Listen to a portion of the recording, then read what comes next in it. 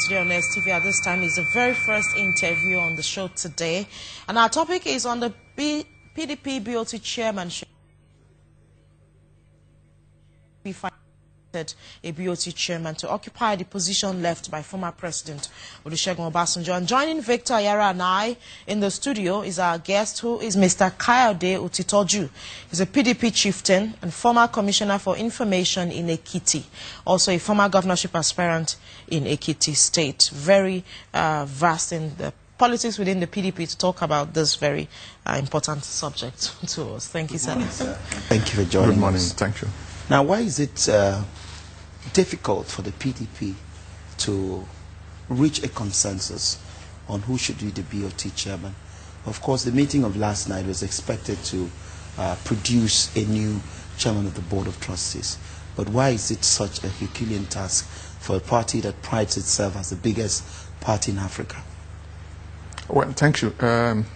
Selection of BOT chairmanship in PDP is either by election or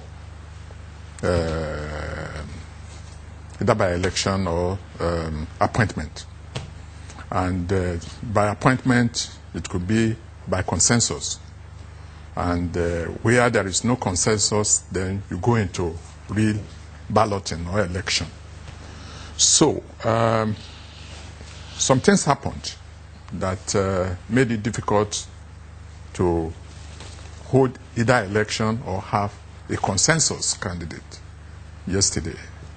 The membership structure of the BOT is such that once you are a member of the party continuously for 4 years, and you have attained the age of 50 years and above, and you are highly ranked in the party, you could be selected or elected as a BOT member.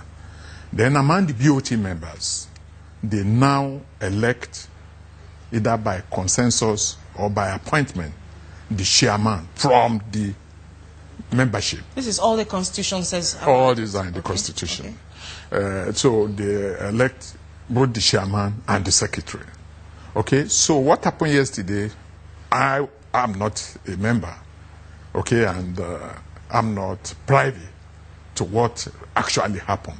But probably because of the membership structure, because there are some members that are by the position they have held, like former president or vice president of the, that emerged from the party, national chairman, national secretary, past, then stakeholders, the founding fathers. Okay, all these are members of BOT by right. Okay, let's talk but about. There are some members that, because of their activities in the party, they are singled out and incorporated into the membership.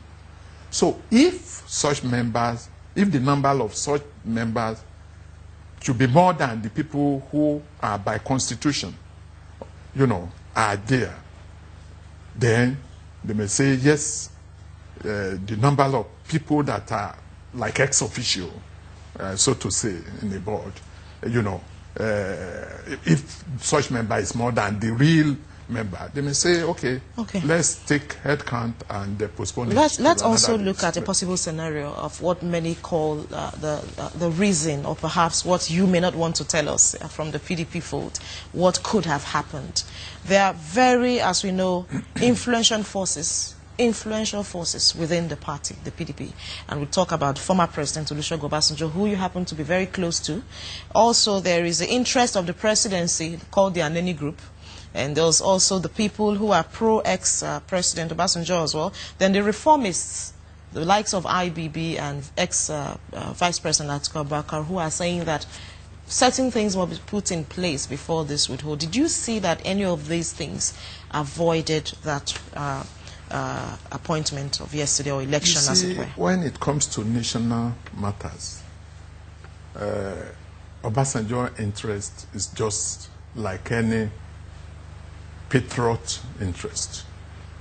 You get my point? Any patriot in the country, people who want the best for the country.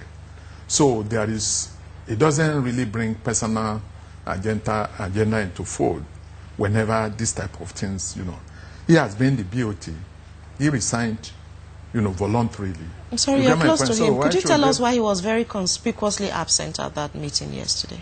You see, one of the reasons why he resigned as chairman of BOT was to have more time for international, engagements and whatever. And there's none of this that he does without without prior knowledge of Mr. President.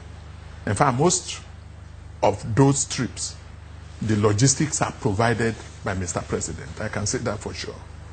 Okay? But so what I'm saying is, there is no risk as such. Then these are people who are senator, either the president or the former president.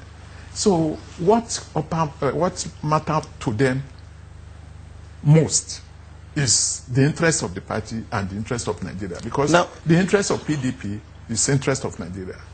Yeah. Now let's look at what the office of the BOT chairman entails. Well, how much powers does this office hold, and why are we having so many people like I don't want to mention the names of so that we don't get into unnecessary distractions as far as this interview is concerned. Now, people are saying the names that are thrown up are names that we've heard from time immemorial. Is it that the PDP in itself does not have a crop of people who have never been what we call recycled politicians, who have held several offices in the past and still come out for the for this office? Is it that there is a lack of a new breed, so to speak, in the PDP fold? You see, there are in the structure, in PDP structure, I've told you, before you can be member of BOT, you must have attained the age of 50. Okay?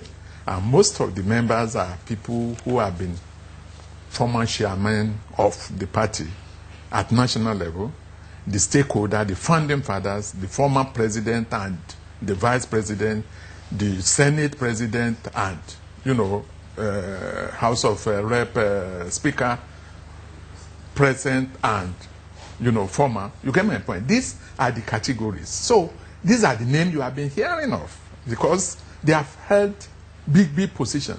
BOT election is different from councillor or local government chairmanship election. So the person who is emerging as local government chairman may be a new name. What does the job entail? What does the position entail? Well, why are people it's supervisory? It's supervisory.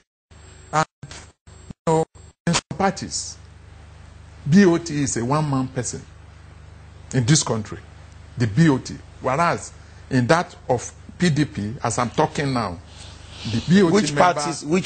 The BOT member which parties is about 97. How many? What's the name of the party that has just one person? Well, but you are in Nigeria. Because a board of trustees cannot just be one single. There are some individual. parties that the aspiration and whatever of whoever depends on the selection by one man. Okay, let's come to the issue of zoning within the PDP, and then we see this zoning is touted before any election process goes on, but then at the end of the day, it really doesn't trickle down to the emergence of who becomes whatever it is within the PDP. And we see the Southwest wanting the same position. I want you to tell us how much of this would affect the choice of who would emerge as BOT, and also the Southeast. I'm from the Southwest. Okay. I'm saying this without any reservation. In the scheme of things, Southwest is highly marginalized. And I will give figures. The president is not from the Southwest. The vice president is not. The Senate president is not. The speaker that ought to be from Southwest was taken by Northwest. Okay? The secretary to the government. These are big positions, with the exception of judiciary, where it is seniority. every other arm, like the executive and the legislative, they must imbibe spirit of national character. Okay? And that's where zoning comes in. BOT, this BOT, if it doesn't go to Southwest, then that means Southwest is not in the scheme of things. And in PDP, most things radiate around offices. Okay, isn't the politics of the PDP bigger than zoning now? I mean, we have seen zoning failed at some points where it hasn't failed. Okay. It hasn't failed in a way. Former President Obasanjo was the chairman of BOT, okay, from Southwest. That might have been calculated when other positions were being zoned.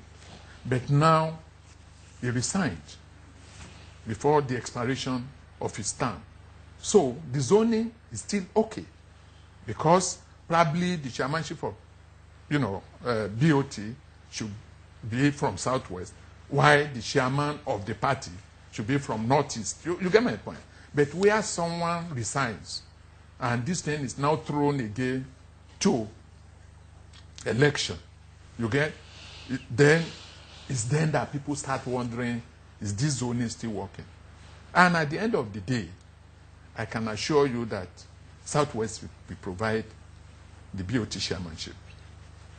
Okay. In order to maintain the If balance. it's all no, then I'm wondering why there's an election in the first place. Given the feelers of what is getting to us, given the structure of your party, and of course, this is a party that lost the entire Southwest.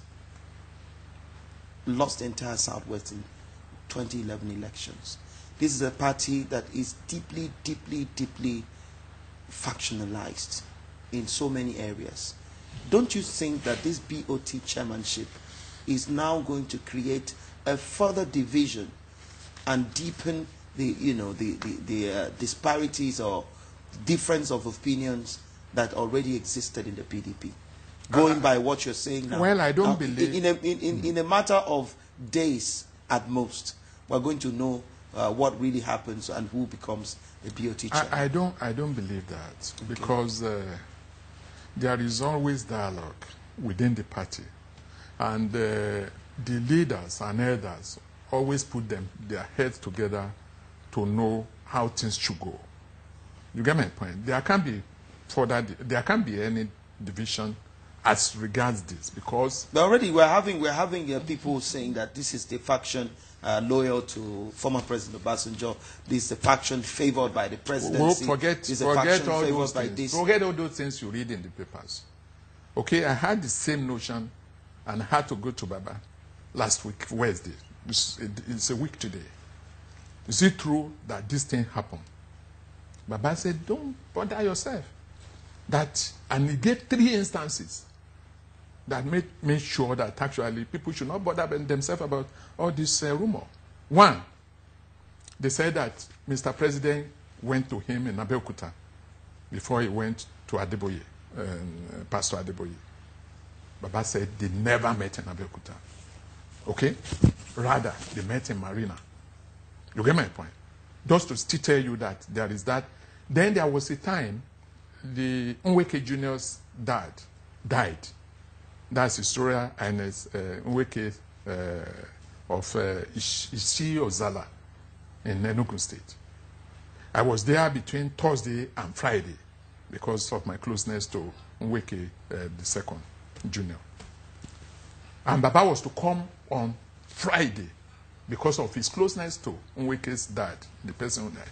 But that day coincided with the launching of the mosque in Obasanjo Library in Abeokuta, so he couldn't go. So on Sunday, he had the time, and he went. And, to attend the service with Nweke Jr., because that was the last day for the something. But people wrote in the paper that he went to see Wanyawu. You get my point? That's another instance. Okay? Then, that very Wednesday, the headline in Vanguard was that Obasanjo and Jonathan scrabbling for northern governors. You get my point? So, Baba went to pay, what do you call it, condolence visit to the widow of Yakoa. So from what you're saying... So you will see that actually some of these things are really cooked up by people. And it's just to cause division. And some of these things are by PDP detractors. Okay, but from what you have said, yes, you are saying there's no disagreement between, no rift between the president and ex-president. For instance, what could cause, what do you think? Interest. Isn't that big enough reason to say, I want this person and you don't want it? President again. He has been in that position for 2 years. Then he was instrumental to the person who is there. His main thing is to see that he does well. He rules Nigeria, you know, even better than he, Obasanjo. So what should we expect as we try to wind to a close? Yeah. What should we expect from the PDP with this? This is also another test. Don't forget, you have assured us that there's no rift. All the things we are hearing, you have said they are rumors. So what do we expect? Last week, I learned in the social media that Olayinka of the deputy governor of Ekiti State had resigned on head ground. Yesterday, I read in the Punch, Olayinka was advising the workers how to be diligent, you know, at their work. So, you know, some of these things, people just, you know, the best way of really establishing the truth, if you have link, you know, with the people concerned, phone or find a way of getting the true position. Last week, too, I read that Aruma Ote has been posted to AMCOM. A week before, they said Aruma Ote was to join something point. You get my point. I found the lady. Okay, now I found the lady, and the lady said nothing like that. Now, so don't believe some of these things from social media. Okay, okay. We don't base questions on what we believe, of course, not from social media. Okay, so what you'll be asking you for clarification. Okay, I've clarified now. Now, what are the implications if the PDP, in the long run, still finds it difficult to bring a generally accepted BOT chairman? There will always be a generally accepted BOT man. Right now, there are two people. Okay, forget about all these things you read or, you know, advert by some of the candidates. The BOT chairman will either be Anini or Shifo Yedokun. I'm amazed. We already know who the person is likely to be. Why bother to do an election? Yeah, because he has been in that position before. He knows what it entails, just like the former president. But because Pa Oyedokun, Shuaib Oyedokun, is from Southwest and has been the national vice chairman of the party, okay, who is vast and generally accepted to all geopolitical zones, I can tell you I'm predicting, and when it comes to pass, you give me the credit. It's going to be the chairman of BOT. Now, is that from the... And that will take care of the Southwest. Is that from permutation? It's not permutation. or is it something based on knowledge of what we don't know? You know, one of the reasons why you always invite me is when you need facts and in-depth analysis. I've never given analysis here, and at the end of the day, you know, you have any regret of inviting that could be credited to your closeness to Baba. No, not. I mean, not everything. Even when the current president was to become president, I could remember you people invited me a day after the North chose the